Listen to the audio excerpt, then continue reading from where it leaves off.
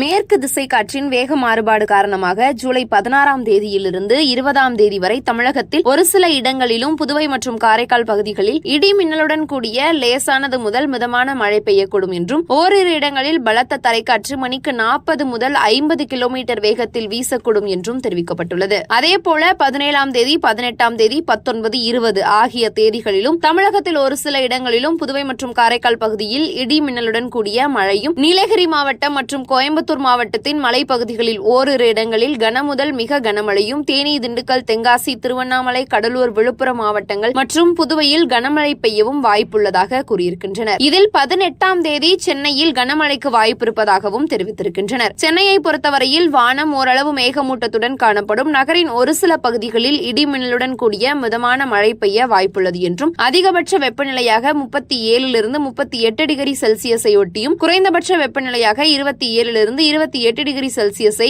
ஒட்டியும் இருக்கக்கூடும் என்றும் தெரிவித்திருக்கின்றனர்.